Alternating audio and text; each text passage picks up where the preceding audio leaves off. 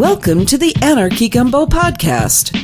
Michael W. Dean of the Freedom Fiends cooks up a very special blend of liberty, guns, sex, rock and roll, drugs, and thriving in spite of the state in an increasingly worrying world. All with a rotating cast of nifty guests who are also up in the middle of the night.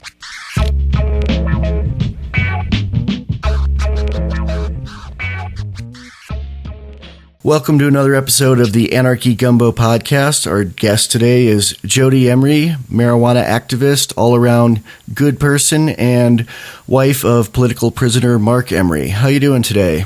I'm doing very well. It's a very busy time here. We have lots underway, and 420 is coming up, so that's a big time of year for the cannabis culture. On my end, 420 the time is coming up in a few minutes. Yes, 420 the date, April 20th, which is a day of celebration and protest, a celebration for the cannabis culture and protest against prohibition.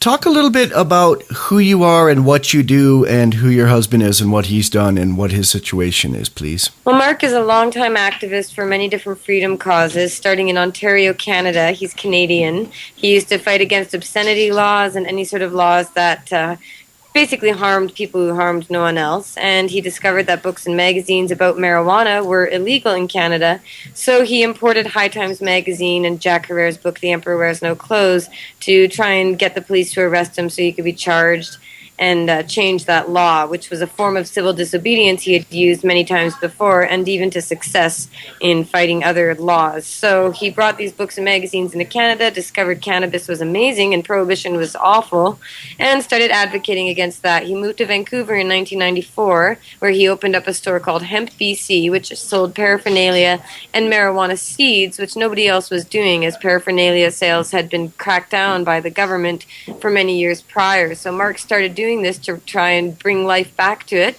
and helped open other stores across the country.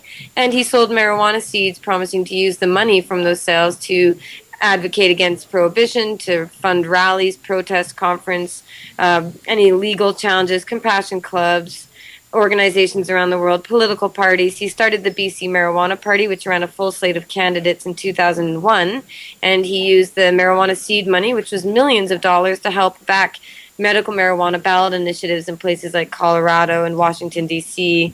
And so his money went all over the world throughout the United States and Canada, millions of dollars to different lobbyist groups and court challenges and all sorts of individuals and organizations.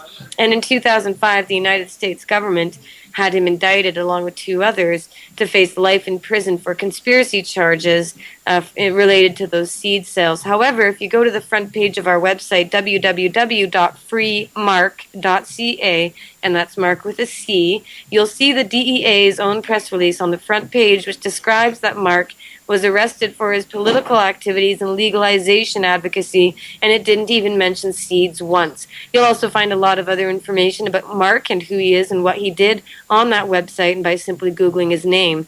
I moved to Vancouver in 2004, and I had known about Marc before then and got involved with rallies and protests and writing letters to newspapers here in Vancouver and spending time at Marc's store, which is the BC Marijuana Party bookstore at the time, where seed sales took place in the back, and Cannabis Culture magazine, which he made for many years and produced and was sold worldwide, was produced here. We also have Pot TV, which was one of the first websites on the internet to stream live video, long before any other websites came around. Back in 2001, Pot TV was well recognized for being well ahead of the curve in terms of video broadcasting, and that archived a lot of activity in the marijuana movement and just the fight for freedom against the U.S. government and other oppressive governments.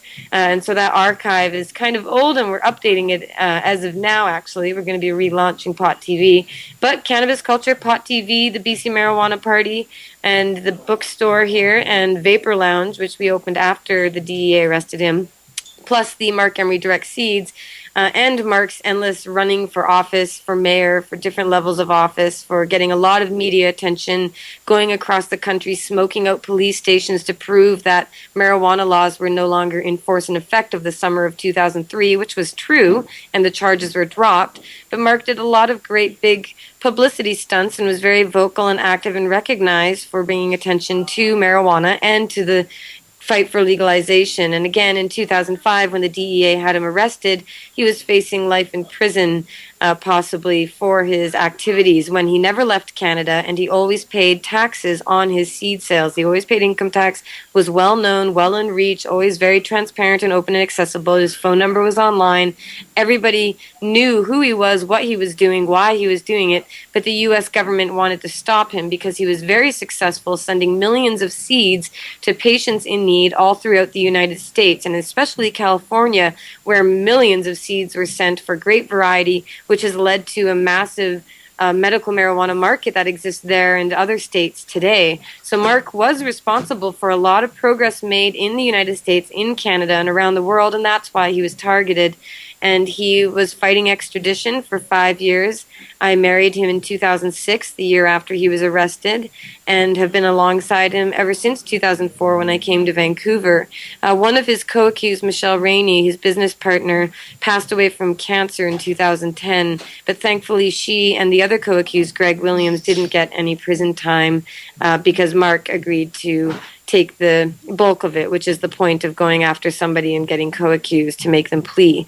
So Marc was extradited in 2010 in May by the Canadian Conservative government we have in place here, which is very evil and corrupt in every way, just like the American government. So Marc was extradited and sentenced to 5 years as his plea deal in Seattle in 2010. So he's been in the United States experiencing both the private prison system, which is a for-profit private prison system, very shoddily run, very bad. He blogged about that a lot, getting the attention of the government and the Bureau of Prisons and Geo Group, the prison company, which moved him to a federal facility in Mississippi where he is today.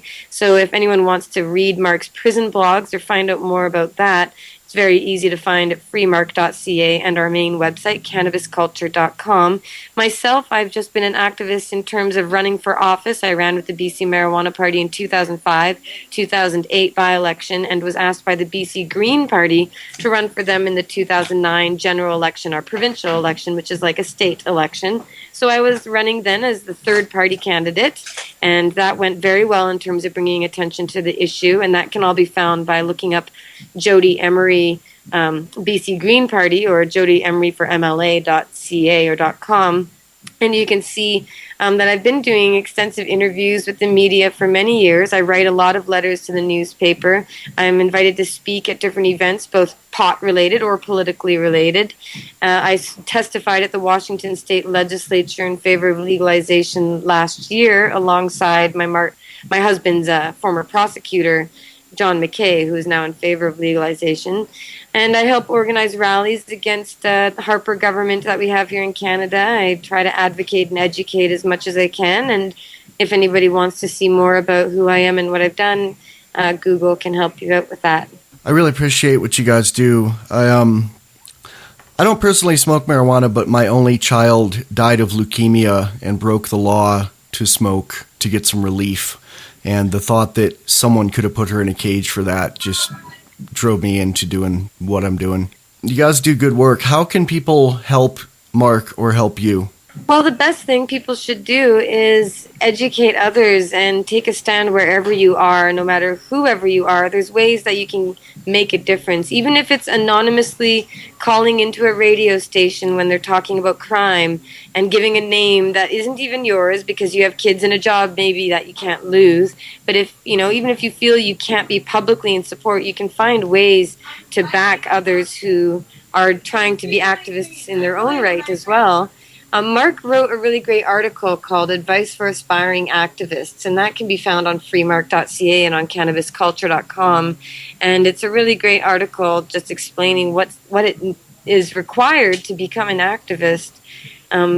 He has a lot of other articles too that we have on cannabisculture.com. If you check the activism section, we have how-to articles about how to hold a rally, how to hold a protest, how to open a head shop, how to open a dispensary, all sorts of different ways to get inspired to make a difference, because there's endless ways, but most importantly is to do something you enjoy. So if you feel you're good at writing, then write letters to newspapers. If you feel you're good at speaking, perhaps organize a coffee house chat somewhere to educate people about cannabis if they're interested. So there's different ways, and finding articles online through our website is a way you can get involved. As far as Marc and I go, we just appreciate any words of support that we get. People can send him mail if they like. His mailing address is on the front page of freemark.ca. Sometimes we get cards with contributions towards my visits with Marc, since he's so far away and it's quite a trip to go see him, but it's so important for us both to get through this. Some people choose to contribute, and we're grateful for that. We don't really like to ask anything of anybody, because we do get so much kindness and support just in return for what we've done, that all we really want to do is continue to inspire others and take whatever positivity we receive and somehow put it back out there for everybody else. Because even though it is true that we're going through something very challenging, it is very difficult being apart, and we still have more than 2 years to go, and we've only just finished up 2 pretty soon here. So it's an ordeal, but there are people who suffer far worse than we do, who don't have the support system and the fan base that Marc does have. So, even people like yourself, to lose your child like that, I just can't imagine.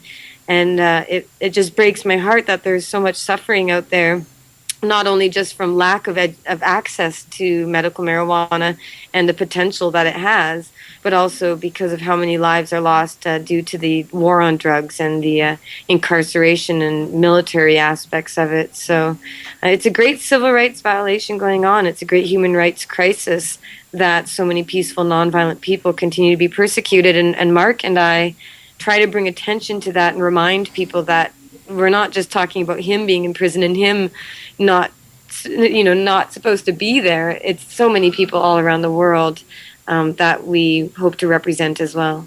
Cool. Hang on. I'm going to save this file. We're having 60-mile-an-hour winds here in Wyoming, and the power tends to go out when that happens. Since time began, tyrants have taken aim at personal liberties. Now there's a movie that aims back.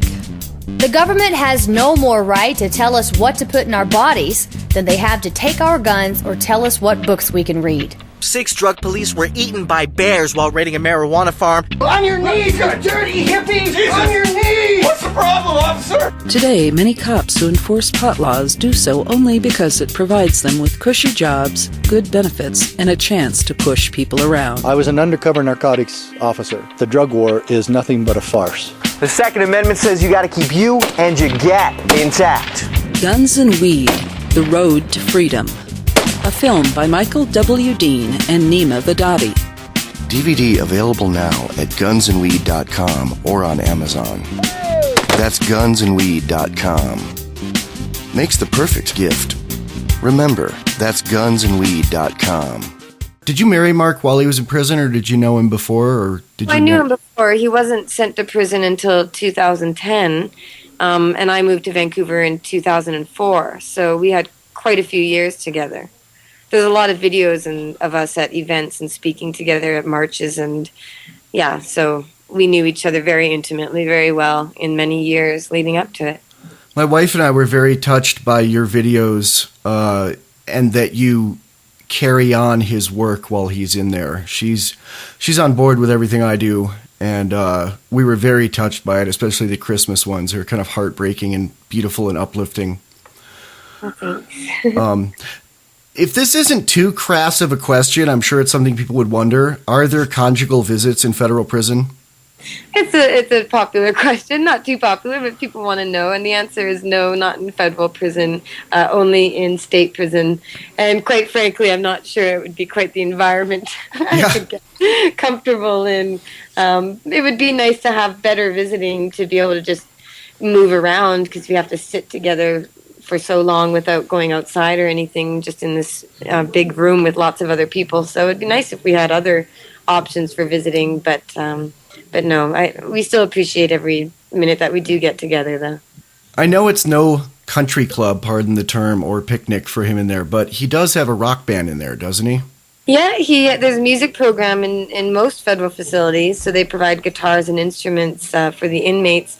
So Marc started learning bass guitar. He's never done music before in his life, but started learning how to play guitar and then the bass, and had been in a couple different bands, a reggae band, classic rock band, oldies band, and formed his own called Yazoo because he's in Yazoo City, Mississippi, and the prison is the medium security facility at Yazoo Correctional Complex. So he formed his band, and that's been wonderful for him to be able to focus on and have something to work on, and takes up a lot of time and is entertaining. So I'm happy that he has that, and people can read about it in his blogs too. Does he have internet access there, or does he send you letters and then you type them into the blog? How's that work? There's no internet access. There is, however, a computer terminal with a program called Corlinks on it. And Corlinks is a limited monitored email type system that the Federal Prison Bureau of Prisons has set up. So inmates can have up to 30 different contacts. That requires that I would give my name, my mailing address, my email address, and my phone number. So everybody who wants to be in contact with an inmate needs to provide all that, and then is added to it. Emails take about an hour to 2 hours to get between being written and sent and received at the other end, and they're all screened for anything that might raise alarm, I suppose. So it can take some time for that. And each email costs money. I think it's like 30 cents a minute or 5 cents a minute.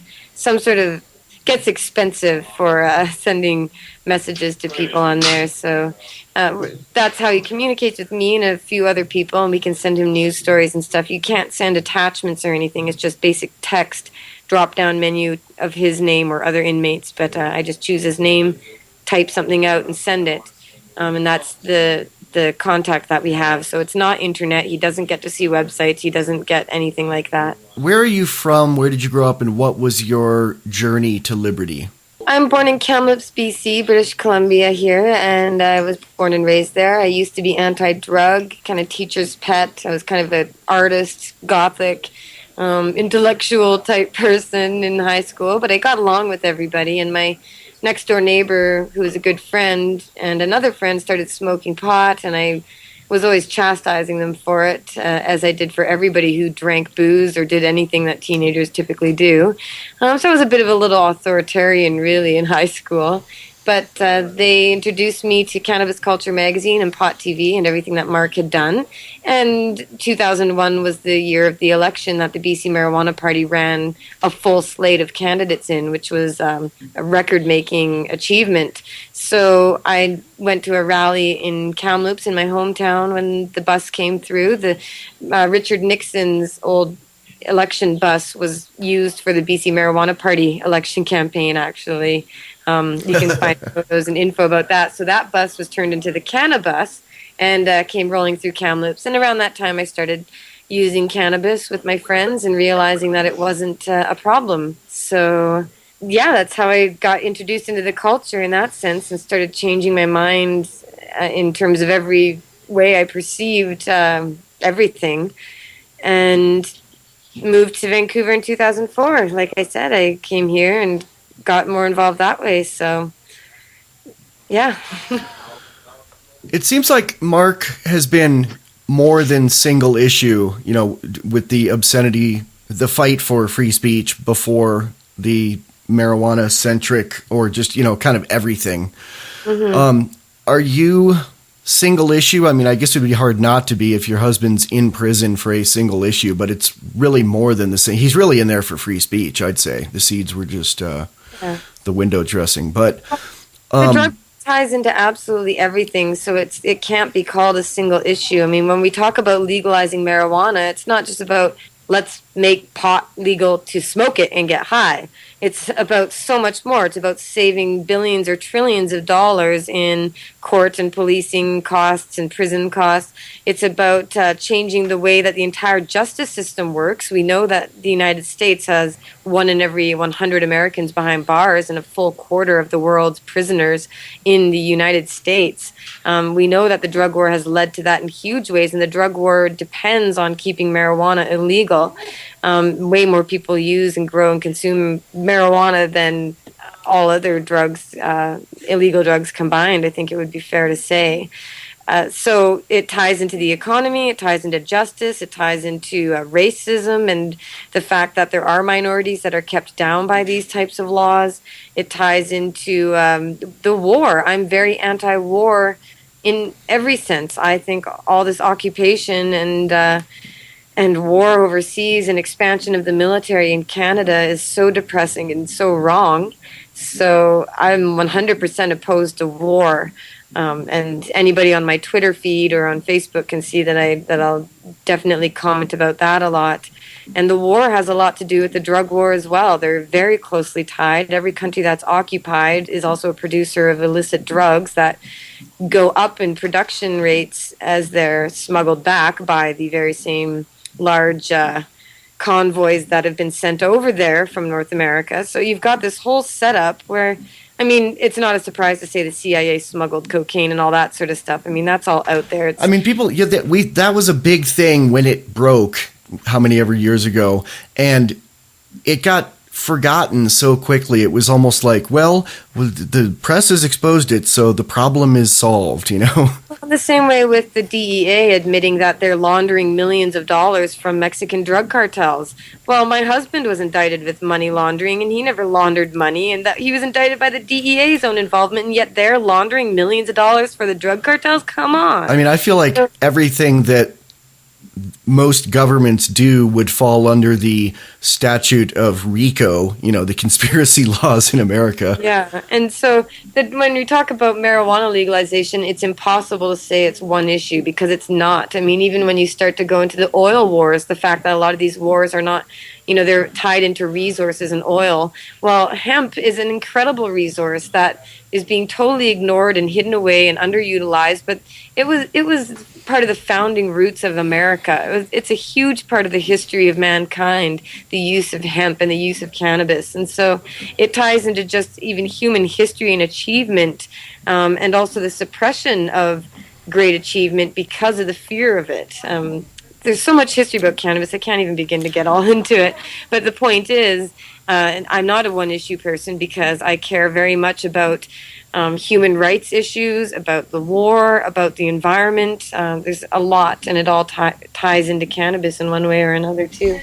Here in America, it seems like there's a false divide of left to right. I mean, conservatives piss me off in a certain way, and liberals piss me off in a certain way. I mean, Obama was supposed to be the alternative to these square, old, gray-haired, white, Bible-thumping guys that want to take away everything, take away dirty magazines or something. And Obama, he campaigned on decriminalizing marijuana, then was asked about it in a press conference shortly after being elected and laughed at the guy's face and says, I don't think we'll be doing that.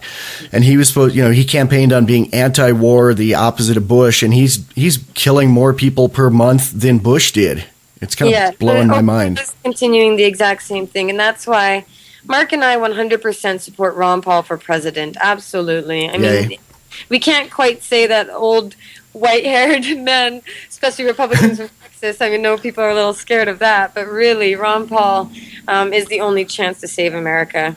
And it is so disappointing to me that people can't get past their party politics and realize that you've got to judge an individual by their own accomplishments, not by what party they're with or what their left or right places might be. So when I registered repugnant Republican, I registered Republican so I could vote for him, and almost like 99% of my old friends in San Francisco from when I used to live there, like, disowned me. Like, oh, you're a Republican. And they don't realize that old gray-haired white guy is not like Newt Gingrich. I heard someone say, Ron Paul is the squarest guy in the world, and he fights for your right to not be square at all.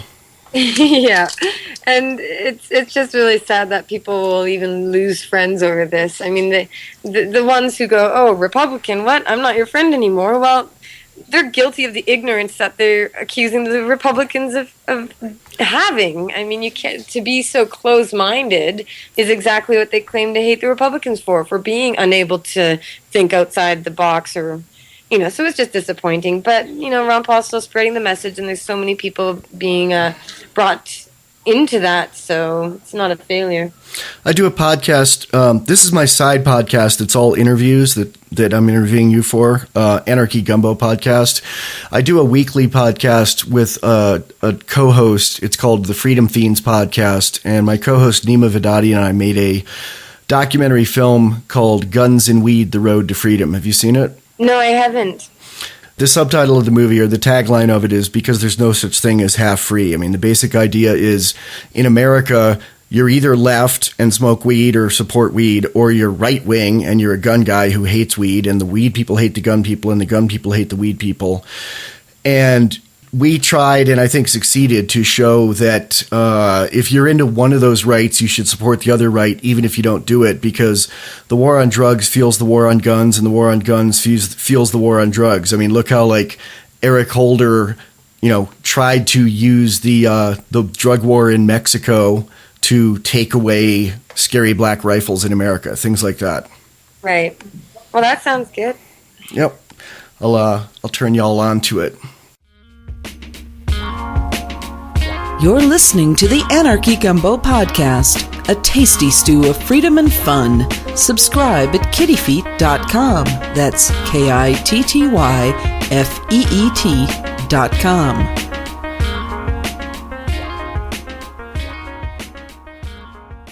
I think I had more questions about prison. I guess because even though I do not break any laws, it's kind of a hobby of mine of like, I don't break any laws and I spend 24 hours a day yelling at the government, and I'm trying to see how long I can do that before I get thrown in prison or detained indefinitely for no charges or droned. So I am curious about prison, and I'm kind of joking, but I'm kind of serious. I mean, that's the reality in America.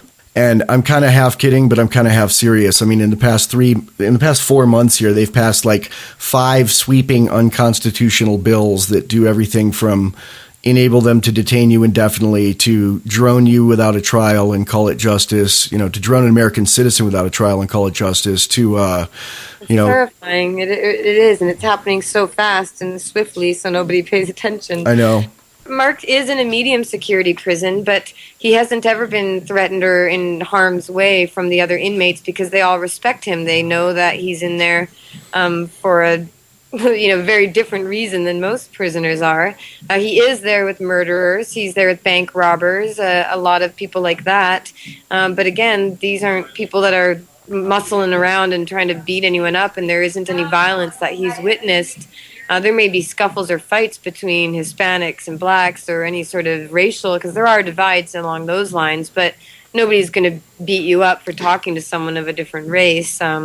In Marc's case, again, Marc is a very charismatic and very unique person. He gets along with people. He makes the best of situations, and he changes people's lives all the time whenever he meets them. So he hasn't had an issue in prison in that sense at all. And it's much better to be in a federal facility than a private for-profit facility. Those are mostly reserved for non-citizens and illegal immigrants and drug offenders. So it was a lot worse before when Marc was in Georgia in a Geo Group private prison. So now that he's in this facility, it's better. Typically, the low securities have big dormitory style, which is what Marc was in the private prison, which was not very good. You have like 60 different guys on bunk beds in a big room together, and that's your cell. So there's never any privacy or anything. So low security is typically like that because there's so many Americans being sent to prison for nonviolent offenses that the low securities are gigantic warehouses. Medium security is for others with longer term sentences, bigger levels of drug dealing and that sort of thing. You get a cell with 2 or 3 people. Some cells are triple bunked, and that's not good. But the facilities themselves, they have to meet standards. They all get accredited every year. There's a lot of shoddy work and laziness, but you find that in every industry. And really, most of the guards that work in prisons couldn't get a job anywhere else because the fastest growing industry is prisons in America, and there's not a whole lot else to do. So many people who are suckered into either doing military work or security or policing work end up just in a prison guarding a bunch of people that aren't a threat to anyone else, all in the name of making money on the stock market for these corporations that work with these governments. And we know that prisons lobby to maintain the drug laws, so they're doing it for their own interest, but that's a big group we're up against. Are you hopeful for the future? Generally, yes. I mean, mankind is always going to have ups and downs and struggles, and there's a lot that we have today, which is far better than how things used to be. Just the fact that I'm talking to you over a computer that I can communicate anywhere in the world with anybody with. I'm sure we may be spied on and all that, but just the fact we can do it is incredible still. And I think there's a lot of awareness coming up with people. I think as things get tougher, people get stronger. I do think things are going to get worse, particularly for Canada. We have a conservative government here that got majority government power, which means opposition parties can't stop them from doing anything. So we basically have friendly fascism government, except our government isn't even friendly because nobody cracks a smile, but they're all powerful. They can do whatever they like, and they've just introduced mandatory minimums for drug offenses here in Canada, along with a slew of other laws, similar to what's going on in the U.S., with copyright laws and spying laws and terrorism laws. Actually, we're kind of the same country now because our borders have been integrated. We had that Beyond the Borders Security Pact, and recently the Mexican and Canadian and U.S. governments just agreed to ramp up the military use and intelligence sharing for the war on drugs. So we're in for the ride with you guys, so that means things are going to get a lot worse at the federal level. But I think in terms of municipal government, provincial or state government, counties and all that, there's a lot of change happening from the ground level up. And that's kind of how it needs to happen. And a lot of pressure has to be put on the top by the legs that hold it up. So we have a lot of progress on the horizon. There's a lot of inspiring things going on in the United States and Canada, but there's also a lot of bad too. So it depends how you look at it. If you look at the positive parts, then everything's groovy. And if you look at the negative, then we're all going to hell. But I try to keep a little positive each day so I don't get sucked in by all the bad. Do you know about a computer telephony program sort of like Skype called Mumble? Nope. Mumble is higher audio quality than Skype, and it's encrypted and secure. It's something that I've been trying to turn all activists onto. Partly...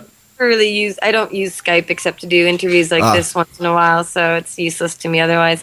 And I figure I'm being spied on all the time anyway. My husband was called the most wanted drug trafficker kingpin in Canada. For those 6 seeds. I've given up all notions of privacy, really. Is he, the fact that he's blogging from jail or from prison and doing activism, is that work against him? I mean, do they look at that as not good behavior or anything like that? He did get in trouble for blogging about Geo Group, his private for-profit prison, and that's why he got shipped out of there all by himself on a Geo Group bus and put in a much better facility. So really, they just kind of the U.S. is starting to realize what Canada has had to realize over Marc's many years and decades of activism, is that you can't shut the man up. Just give him what he wants, or don't give him what he wants. In the case of when he tried to get arrested for selling books and magazines about pot when that was illegal, they had already seen him do that so many times before. They were like, nope, don't bother. Don't go arrest him. He'll just get all the attention he wants. And, so in this terms of prison, they put Marc somewhere that had everything he complained about not having that prison should have. So they kind of gave him everything he needed to shut him up, and he hasn't really been able to complain about much. And he doesn't really want to complain. Marc's not a complainer. He likes to bring attention to injustices and wrongdoings, but he's never complaining about, oh, poor me, I'm so important, and I shouldn't be here. It's never about that. People will see that he never complains. He's very much doing the time and trying to make the most of it. That was an interesting set of unintended consequences of him complaining and getting a better situation. Do you think that it's possible in any way that they want him talking and being active because it fuels their their war in any way? I think they realize that if they try and stop him, he brings more attention to it. He got nationwide, like every time something happened to him down there, when he got infected with MRSA, the superbug, everything really bad that happened, the national news all across Canada was talking about it. And Geo Group, which is trying to open prisons here and meeting with our government now, didn't really like that. Neither did the Bureau of Prisons or the Department of Justice. And so they rejected Marc's transfer application to come back to Canada on the basis of being too complainy, I suppose. You can find all the info about that easily on freemark.ca too, about the transfer rejection by the U.S. government. But I think they realized that if you try and cause him trouble, you'll get more trouble in return than it's worth. So... But I don't know. I don't want to take it for granted that he's in a good place right now. It could always be a lot worse. So who knows? You're listening to the Anarchy Gumbo podcast. That proves you're smarter than most people. Is there medical marijuana in Canada? Yes, there is. It's run by the federal government, Health Canada. It's called the Medical Marijuana Access Regulations. And we have quite a few thousand Canadians who have their license to grow and or to possess a medical marijuana. The only options really for patients is to either grow it themselves, and technically they're only supposed to use seeds from Health Canada, which are worthless. So they're either supposed to grow it themselves or designate someone to grow it for them, or get their marijuana from Health Canada, which operates a mine or a place where they grow their own, which is garbage. Again, nobody uses that because it's just absolute trash. Kind of like how the federal government of the United States grows their own marijuana in Mississippi, coincidentally and ironically. But they grow their own for just like 4 or 5 patients who are still alive in a program where they send them medical marijuana. So the Canadian government has that going on here with thousands of patients. But there's a lot of problems with the program. There's a lot of unconstitutional type things with it. There's been countless court cases. I can't even keep up with it anymore. So as it stands right now, patients it's very difficult actually to get a license though. Doctors are very, very hesitant to sign paperwork. It's huge piles of paperwork. They aren't being told anything about it. In fact, they're being told not to sign paperwork. So you end up getting a few doctors who agree to, but then they get kind of shunned from the medical community for agreeing to do that. So there's still not easy access. But for those who do have a license, they can grow it. They're given a plant limit, and they are doing that. But our federal government is trying to phase out growing rights so that patients will only be allowed to buy their marijuana from companies contracted out by Health Canada, which, of course, everybody here is fighting against because it's not fair to take away people's right to garden their own medicine. It's healthy in many, many ways to garden and to know what you're consuming. So there's still a lot of changes ahead, and it's a slow, burdening... It's bureaucracy. It's government. And in that sense, it's doing harm. So...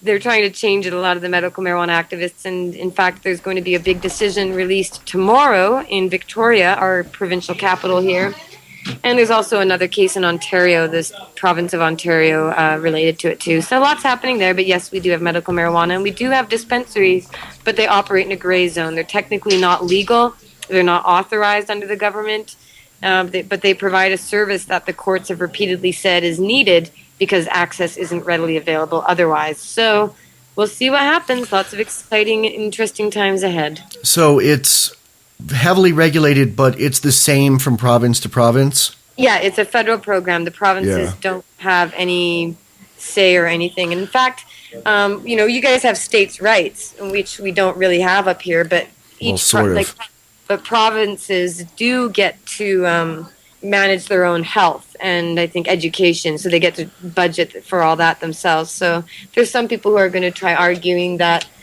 because medical marijuana is an issue of health, that the province should be able to regulate distribution and all that. So we'll see where that goes. Yeah, laws for everything vary widely in America. I mean, I'm in Wyoming, which does not have medical marijuana. I'm sandwiched between Colorado and Montana, which do. And, in Wyoming, you can have a gun in your pocket with no permit legally, and it has not increased crime at all since they put that in. But if you have an ounce of pot, you're going to go to prison for a year. Whereas in California, if you have a gun outside the house anywhere and you cannot get a permit for it, you're going to go to prison for a year. But pot is practically legal. Do you have a lot of variation between provinces like that there in laws? Yeah, there's differences in drinking age and driving license age and stuff. So yeah, there's differences. Is there any push by the federal government there to get rid of that and unify things more?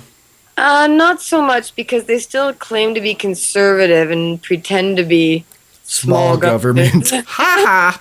They're the biggest government we've had in Canada, and I won't even go into all that. But anyway, but no, there isn't a real push for that. Have you ever had problems traveling or crossing borders, state or national, because of your activism? Not really. I've been questioned about what I'm doing, going down to the U.S. all the time, and of course it's on record and they have all the notes and everything. They're always typing away in their computer, so they know I'm going down to visit Marc, and I'm not doing anything wrong. I'm not operating a seed business. I'm legit as they come, so I shouldn't have any problems, and let's hope I don't. Can I ask how old you are, and what age did you stop being statist and move towards liberty? I'm 27. I don't mind answering that at all. When did I? Well, I just... Was it gradual or sudden? I guess gradual. I don't like labeling myself in any way whatsoever, because I'm always open to having my mind change. But I will say that in 2006, Marc, that is the year we were married, but Marc worked on a cannabis culture special. The issue had a big voting guide where he analyzed the voting records of every member of Congress on 10 different key things related to cannabis, and at that time related to, the Patriot Act and that sort of thing, the School of Americas and such. So he analyzed all their voting records, and number one was Ron Paul. And that's when I first got introduced to Ron Paul, and I fell in love with him. I just couldn't believe that he was speaking such truth. And I read Atlas Shrugged and The Fountainhead, which I read just because Marc read them, and I found them very interesting as books, but I also found 1984 and Animal Farm and other books interesting too. So I'm not an Ayn Randian. I haven't read anything about her philosophies, and I can't really call myself a libertarian because I do believe government does have a role to play. I don't know how much, though. I don't know what they should cover or not. So I'm still learning. I'm still young. I will plead ignorance on many different political issues. So, but I believe first and foremost in liberty of the individual, that the individual should never be harmed by the state, and that the state should never cause harm to harmless people. And that's why the drug war, I fight against that, because it's definitely harm against harmless people. And I support Ron Paul for president because I believe he would end the wars and do a lot for individual liberty. So that for me is very, very important. And I'm definitely not a socialist of any kind. I do believe in some health programs and stuff. But I'll make a prediction right now. I'll make a prediction, and it's a very positive prediction. You'll be an anarchist by age 30. Well, Marc called himself kind of an anarchist capitalist of sorts, and we have other friends, another friend who calls himself an anarchist, and I know it's not just dressing up in black and wearing a mask, that's for sure. Oh, and it's non-violent too. It's not violent, and you're on the right interview here, because this is an anarcho-capitalist podcast. I just find that I have great respect for political activism, but I have stopped doing it. My activism now is talking and educating, because I really have gotten to the point of belief that politics is all bought out and impossible. It is, and soul crushing. It really is. The one politician that'll let a cancer patient smoke a joint is also the politician that's going to screw you in 20 other ways. So, I heard this saying I really like, is that all elections are advance auctions of stolen goods, and another saying is all politicians steal all your money and rights and then dole them out in tiny bits to buy your vote. Yeah, fair to say. Well, I really have great respect for what you two are doing, and I'm going to link all your stuff and promote this as much as I can and try to get the word out, and I really appreciate you taking time to do this. Thank you, Jodie. Hey, thanks for having me, Michael. Yep, absolutely. Awesome. Okay, have a good night. Worms. Are you one of the 12% of Americans who still approves of our government? Then we need your help to force the other 88% into compliance. When you're not busy spying on your neighbors or squinting at everyone, tell anyone who will listen why more government is a good thing. You'll get a warm and fuzzy feeling demanding more taxes and arguing in favor of gun control while militarizing our police, because folks just aren't smart enough to handle real freedom. That is so square. Check out the additional Freedom Fiends show, Freedom Fiends Live, every Sunday on the LRN.FM streaming feed or satellite radio. Broadcasting live and worldwide from a windowless bunker inside a mountain near an undisclosed location in the rural Wild West of the occupied states of America. Freedom Fiends Live expands on the Fiends' weekly Wednesday podcasts, but now we're kicking the hornet's nest live. Talk back to the backtalkers every Sunday from 5 to 7 p.m. East Coast time. From the makers of Guns and Weed, The Road to Freedom. Freedom Fiends Live. Call in soon before we get droned. Thank you for listening to the Anarchy Gumbo podcast. Subscribe at kittyfeet.com. That's KITTYFEET.com.